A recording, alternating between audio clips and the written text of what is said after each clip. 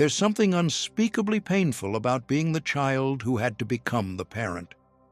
Not in a literal sense, though sometimes it was that too, but emotionally.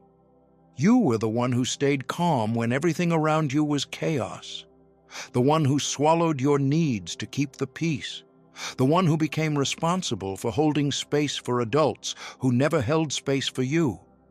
And what's more painful is that the world often praises this kind of maturity. "You're so wise for your age," they said. But wisdom that comes from emotional deprivation isn't a gift, it's a wound. Jung called it a premature individuation, when a soul is forced to grow before it's ready, splitting the psyche in two. The inner child who still needs care, and the mask of competence that hides it. This is the paradox of the adult who seems so composed, yet internally battles exhaustion, anxiety, and a deep, unexplainable grief. You learned to anticipate moods, decode silence, and fix things that weren't yours to fix. You became hyper-attuned to everyone else's needs, but blind to your own. Why? Because survival demanded it. Love became conditional. Safety was a reward for being easy, helpful, or invisible. So you vanished into roles: the achiever, the caretaker, the mediator. But behind every role is the child who never got to be one. And here's the tragedy. Many people live their entire adult lives reenacting these roles, calling it personality, calling it strength, when really it's an adaptation to neglect. That doesn't mean your strength isn't real. It means your strength was born from something that hurt. The question now is, can you give yourself the childhood you never had? Can you soften, slow down, and stop holding up the sky? Can you recognize that being tired isn't weakness? It's the body's memory of carrying too much for too long? Jung said, "The privilege of a lifetime is to become who you truly are." But to do that, you must unlearn who you had to be just to survive. You're not too much. You're not too sensitive. You're not broken. You were just a child forced to carry an adult's pain, and now, finally, it's safe to put it down.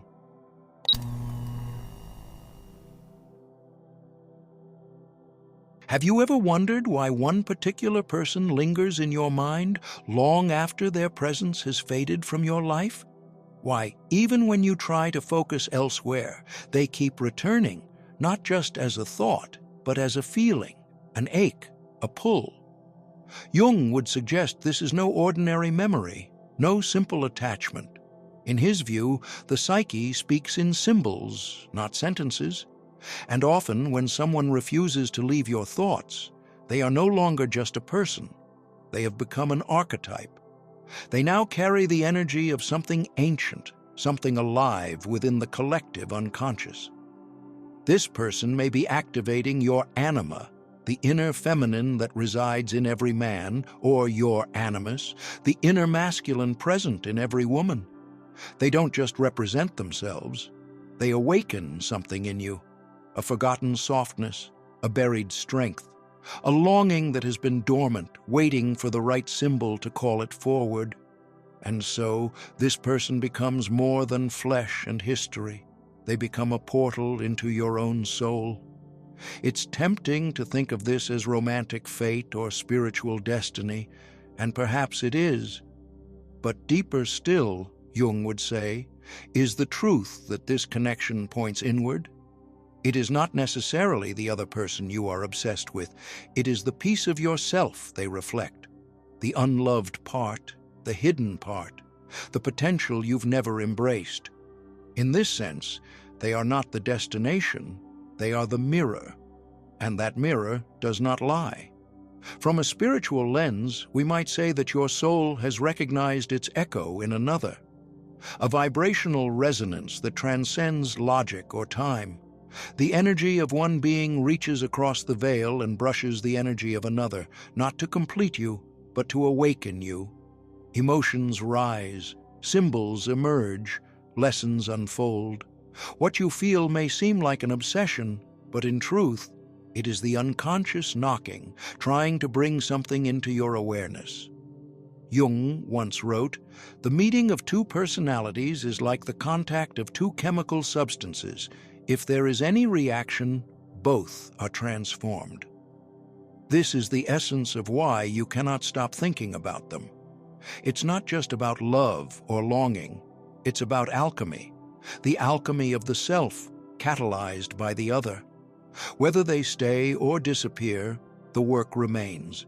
To turn this psychic magnetism into consciousness, to ask what part of you they came to awaken, and to listen, not to the noise of desire, but to the signal underneath. What within you is trying to return to wholeness?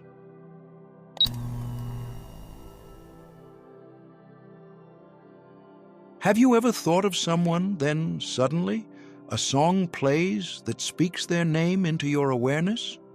Or a random message arrives just as their image flickers across your mind? These are not mere coincidences.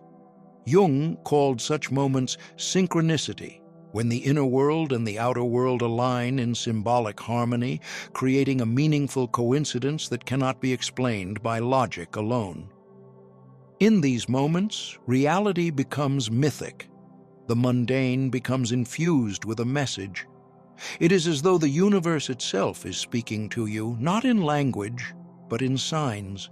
When you find yourself repeatedly thinking of someone and life begins to echo that name back to you through songs, symbols, or encounters, it is not simply memory at work. It is the psyche's way of communicating with the universe. And the universe, in turn, mirrors back what your soul is ready to explore. This person may not just be a part of your past or present. They may represent something deeper, a lesson, a wound, or a transformation waiting to unfold. Synchronicity, in this sense, is not about causation, but correlation. It is your unconscious and the cosmos dancing in rhythm, pulling your attention to what you've been avoiding. The mind often resists pain, but the soul is relentless in seeking wholeness. And so this person, this thought that won't leave you, is not here to torment you, but to illuminate something buried. An unspoken longing, a suppressed grief, an unresolved pattern. The unconscious does not speak in plain speech. It speaks in emotion, and through synchronicity, it uses the symbols of the external world to draw you inward. The moment you ask, "Why am I seeing them everywhere?" is the moment you are being invited into deeper awareness. Jung would ask you to turn toward the emotion, not away from it. What rises in you when you think of them? Is it longing for what could have been? Is it anger for what never was? Is it admiration, envy, tenderness, or guilt? These are not distractions, they are keys. Each feeling is a thread pulling you toward something you need to integrate. Because the moment we feel something deeply is the moment our shadow begins to rise. And in that rising, we have the chance to become more whole. The goal is not to chase the person, nor to silence the signs. It is to listen without fear, to witness what these echoes awaken in you. Synchronicity does not promise reunion, it offers reflection. What matters is not what the outer world shows you, but how your inner world responds. This is the language of transformation. This is the soul's quiet way of saying, "Something here is unfinished." As Jung once wrote, "Until you make the unconscious conscious, it will direct your life, and you will call it fate." So, when the signs begin to appear, do not dismiss them. Do not explain them away. Ask what they are trying to show you, not about the other person, but about yourself. Because the moment you stop running from these signs and start reading them, you begin to rewrite the story, not of fate, but of freedom.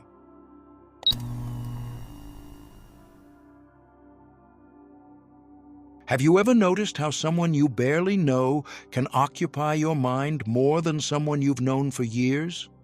A fleeting moment, a short conversation, a glance, and suddenly Their presence lingers in your psyche like a whisper you can't unhear. This is not mere infatuation or fantasy. It is the soul's signal. In Jungian psychology, such persistence is often the voice of the unconscious, nudging you toward the parts of yourself that still lie hidden in shadow. These thoughts are not a mistake. They are messengers. Let's break it down. You meet someone in passing. There's no logical reason for them to stay in your thoughts. Yet something about them leaves an imprint. Why? Because what you're responding to is not the person alone, but the archetype they awaken within you. They may embody the lover, the healer, the rebel, or the shadow. And somewhere inside, that archetype is trying to rise. It may represent a dormant energy within you, something unlived, something repressed, something sacred that you have not yet claimed. The mind fixates, not as a sign of obsession, but as a mirror trying to reveal what is missing within you. This is the paradox of human consciousness. We are drawn to what reflects what we do not yet recognize in ourselves. Jung taught that the psyche is constantly attempting to individuate, to bring the unconscious into awareness and make you whole. So when someone fascinates you, especially in ways you can't explain, it is not simply because of who they are, it is because they are carrying a piece of your own story, a symbol of your potential, a fragment of your pain, a spark of your creativity, or a ghost of your fear. The intensity is not just attraction, it is revelation. Spiritually, these encounters are sacred. They are placed before you not to trap you in longing, but to awaken you from forgetfulness. The key is not to ask, why can't I stop thinking about them? The deeper question is, what are they showing me about myself? That is where the healing begins. Because when you stop chasing the person and start exploring the reflection, you turn longing into liberation. You stop seeking outside and start reclaiming what was buried within. Take a breath. Feel into what this reflection is stirring in you. You are not imagining it. You are remembering. And that memory is not of another, it is of yourself. Of the parts you silenced, of the energy you once disowned. The psyche brings you these moments as invitations, not punishments. They are doorways to growth, to wakefulness, to wholeness. And if something inside you recognizes these words, it means you've already begun listening to your inner voice. That voice is your guide through the landscape of symbols and shadows. Here in this space, we explore how Jungian psychology and spiritual insight come together to illuminate the hidden architecture of the soul. Because sometimes the most powerful relationship is not with another human being, but with the sacred mirror life holds up when your soul is ready to return to itself.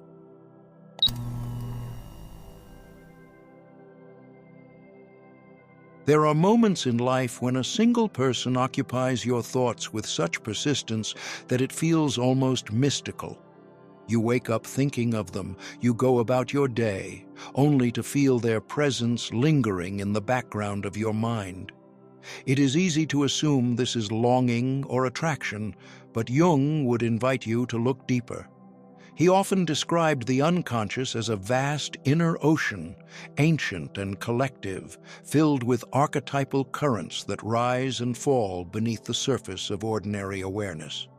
From this inner sea emerge symbols, images, emotions, and impulses that shape your experience long before you ever understand their origin. So, when one person repeatedly rises in your thoughts, it may not be randomness at all. It may be a wave from that deeper ocean carrying something meaningful toward your awareness, asking not to be ignored. Imagine your mind as a mirror. Every person who enters your life becomes a reflection within it. But if one face appears again and again, it is not simply about them. It is about what the reflection is trying to show you. Jung called this projectio, the psychological process where we cast our inner patterns, desires, and wounds onto others without knowing it.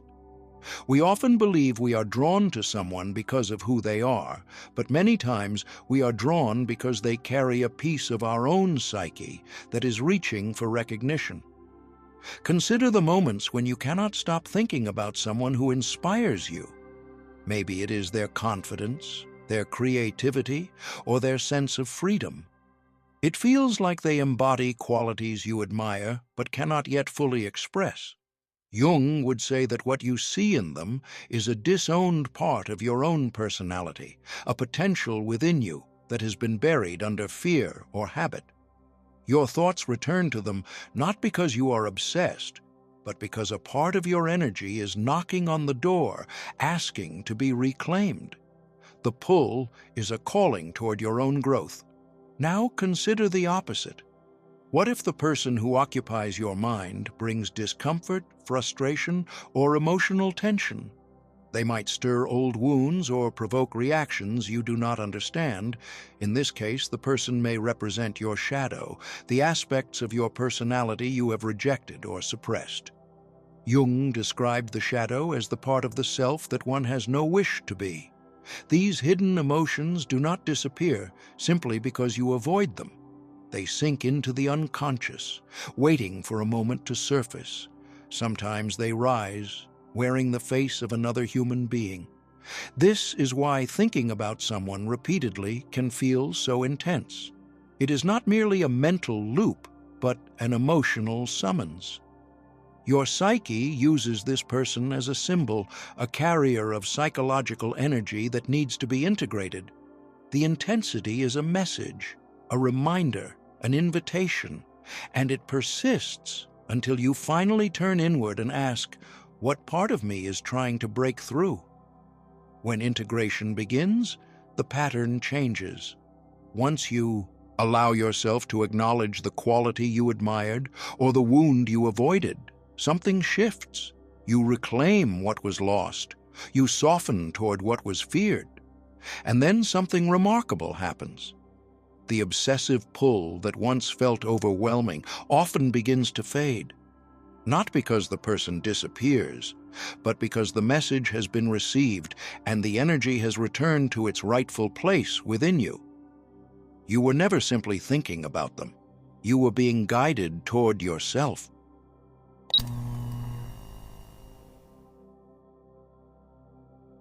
Have you ever paused to wonder why a single thought of someone seems to echo through your entire day, why their name suddenly appears, why their song plays unexpectedly, or why you feel them in the quiet moments between your responsibilities? This is not just a coincidence. In Jungian psychology and spiritual understanding, such moments point to something deeper, something vibrational and symbolic. In the unseen architecture of existence, thoughts are not empty echoes, but energetic signatures. They carry intention, memory, longing, and emotion. When two souls share a certain resonance, it is as if their psychic fields whisper across distance, touching and responding without a word spoken. You think of them, and they appear in a dream. You feel their energy, and a sign arrives. Unexplainable yet undeniable. Carl Jung called this synchronicity, the mysterious dance between the inner world of your psyche and the outer world of reality. It is the moment when what you feel is mirrored by what you see, not because of logic, but because meaning has stepped in. When you find yourself repeatedly encountering signs connected to someone, your unconscious may be in dialogue with the universe. You are not imagining it. You are witnessing the symbolic language of the soul, a language that speaks not in facts, but in patterns, timing, and emotional resonance. However, this phenomenon is not limited to romantic longing or faded memories. It is about awareness. The more attuned you are to your emotional landscape, the more vividly you begin to notice how reality bends around your energy. The universe, like a dream, does not lie. It reflects what you feel, what you resist, what you carry in silence. That reflection might come in the form of another person, a phrase overheard, a repeated number, or a message that arrives just when you needed it most. This is not superstition. It is the unconscious showing you what your conscious mind may have missed. Jung believed that reality is not random, but relational. Everything you experience carries the imprint of your internal state. When you wake up thinking of someone you have not spoken to in years and later see their name or sense their presence, it is not always about them. It may be about the part of you that they represent, the emotion they awaken, the chapter they symbolize. So instead of jumping to conclusions like fate or divine reunion, pause and ask, what within me is reaching out? What part of my psyche is being stirred? This shift in perspective transforms obsession into insight. It returns the power to you. When you realize that your world is mirroring your state of consciousness, you stop chasing answers outside and start listening within. This is the essence of individuation, Jung's term for the sacred process of becoming whole. It is not a path toward perfection, but toward integration. It invites you to gather every symbol, every feeling, every recurring thought, and ask not, what does this mean about them? But what does this awaken in me? Even the people who haunt your thoughts can be guides. Their presence is not random. It is reflective. Perhaps they appear when you are at a crossroads, when loneliness rises, or when your soul is preparing for a shift. These are not accidents. They are invitations. The psyche speaks in symbols, and every symbol says the same thing in a different form. Pay attention. There is something here for you to see. By learning to read these energetic patterns, you step into a different kind of vision, not one that looks outward for validation, but inward for meaning. That is where the healing begins. That is where your soul finally feels heard.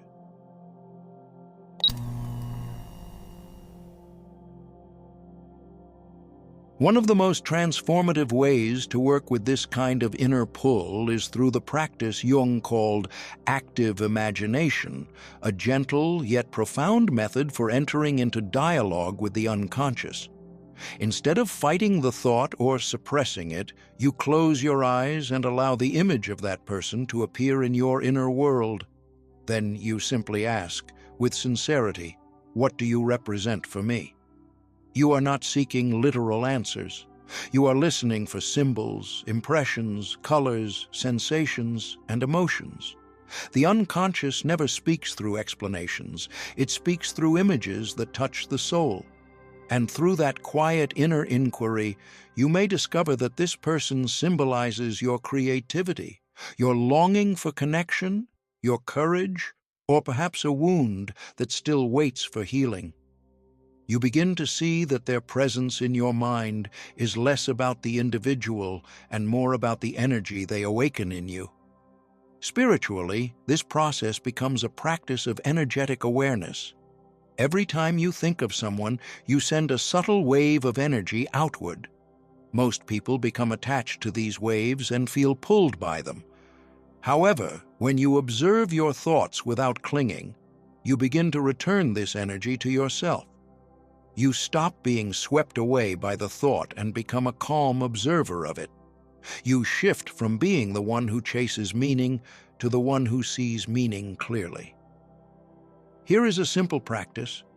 The next time someone appears in your thoughts with intensity, instead of resisting or analyzing the moment, place your hand gently over your heart. Say softly, I see this, I feel this energy. Then breathe slowly and allow the feeling to settle. Whisper inwardly, I let this return to peace. This simple gesture transforms unconscious projection into conscious presence, because in truth, the person you cannot stop thinking about is not holding power over you. It is your own energy seeking reconciliation, trying to return to its source. Jung once wrote, one does not become enlightened by imagining figures of light, but by making the darkness conscious.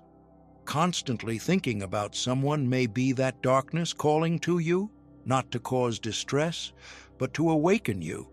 It is an invitation to explore the parts of yourself you have not yet met, the emotions you have not yet honored, the desires you have not yet expressed. If you have ever experienced this kind of intense mental or emotional link, take it not as a burden, but as a sign that your soul is ready for growth. Each recurring thought is a mirror. Each feeling is a message, and when you begin to listen instead of resisting, everything shifts. What once felt like confusion begins to reveal meaning. What once felt like an obsession becomes a guiding force. So, what can you do when your mind keeps returning to someone? The first step is not suppression, it is an observation.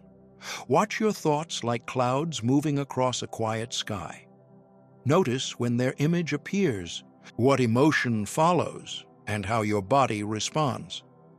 Warmth, tension, longing, sadness. Each sensation is a key, a message from the unconscious waiting to be understood. The next step is acceptance. Healing begins when you stop judging the presence of the thought and start embracing its purpose. When you acknowledge that this person's image appears for a reason, even if you do not yet know why, you shift from resistance to wisdom. You stop being a passive receiver and become an active learner. Then comes integration, the heart of Jung's work. Integration asks you to look deeper and ask, what quality does this person reflect back to me? What part of my soul is speaking through their image? It may be your passion, your freedom, your unclaimed confidence, your hidden vulnerability. Once you recognize the energy they symbolize, you can begin reclaiming it within yourself. Their face becomes a doorway to your own expansion. From a spiritual lens, such connections often resemble temporary soul agreements, the kind that arise to awaken something dormant within you. When the lesson is complete, the emotional intensity naturally softens. Not because it was meaningless, but because it fulfilled its sacred purpose. When you reclaim your energy, the storm calms. The thought becomes lighter, gentler, easier to hold. You can think of them without longing or pain, only clarity. What once felt like a wave pulling you under becomes a still lake reflecting your inner peace. And in that stillness, you finally understand. The connection was never just about them. It was about remembering yourself. If this reflection resonates with you, remember this truth. The person who occupies your mind is often not your destiny, but your teacher. And when the lesson integrates, what remains is not obsession, but wisdom, not fear, but peace, not longing, but inner light. If this journey touched something in your heart, like, share, and subscribe so others who need this message may find it. And let me know in the comments. What do you feel your soul is trying to show you through the person you cannot forget? Because in the end, every connection you experience is guiding you toward the same destination, your own awakening. If this touched something sacred inside you, don't let it fade into silence. Like this video, subscribe, and turn on notifications. Your presence here is not just support, it's resonance. And if you feel moved to give back, your donation becomes a quiet but powerful gesture that helps keep this light alive for others still walking in the dark.